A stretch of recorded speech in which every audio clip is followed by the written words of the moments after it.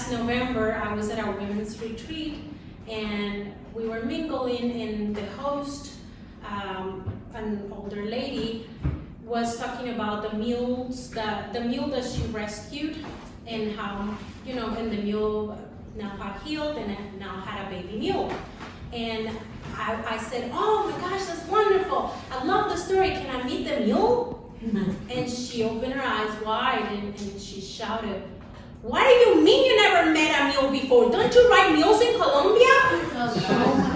And I just went blank because I just didn't know how to react to that.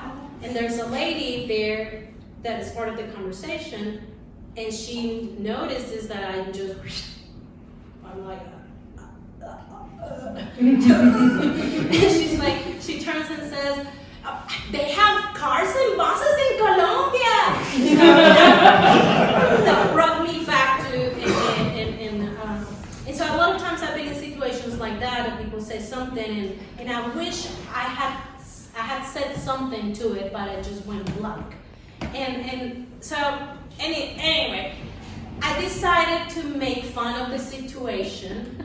And I wrote this poem, which is called Me monto en mi burra, and burra is a mule, and me monto is I ride my mule. So,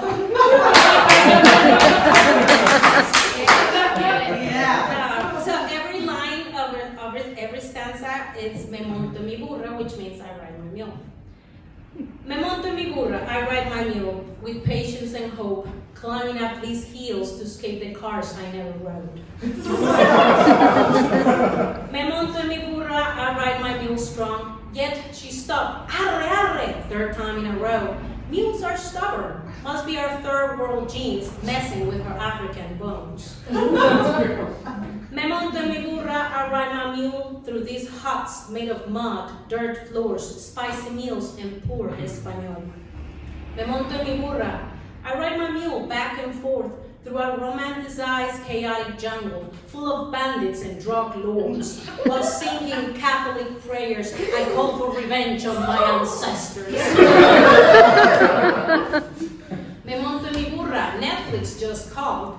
They want to cast me as Carmen, the hot mule whisperer.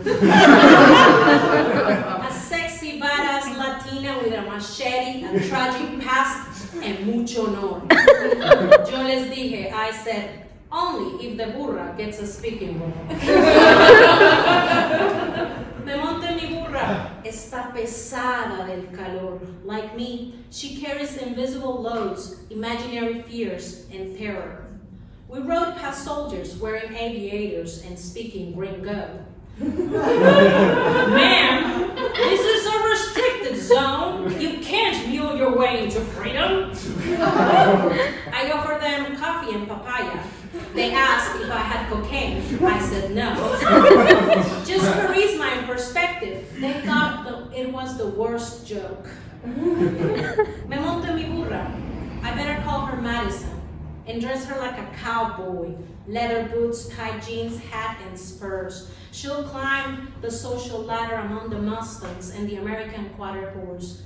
Maybe she'll pass as a pony and find a grand green grove. Me monto en mi burra.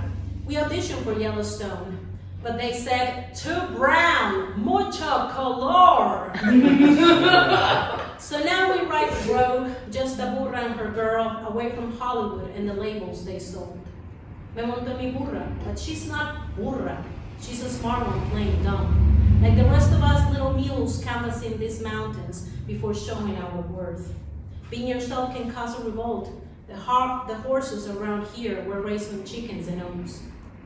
Me monto en mi burra, instead of riding a Californian bike, a Tesla or a Ford. Yet she can do what those cars will not. She can take me Highway 9 after the massive flood. Me monto en mi burra, la imaginaria, the one she thought I rode, the one made of air and stereotypical jokes. But the more I think about it, I want a real burra to show her off. Why not?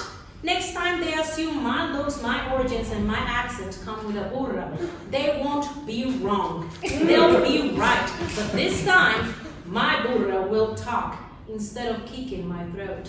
I'm Carolina's burra. carry her like you thought. I'm an independent burra. Self-taught, self-fed, with Wi-Fi in the saddle. I got a podcast, a book deal, and a TED Talk. It's called You Speak Very Good English.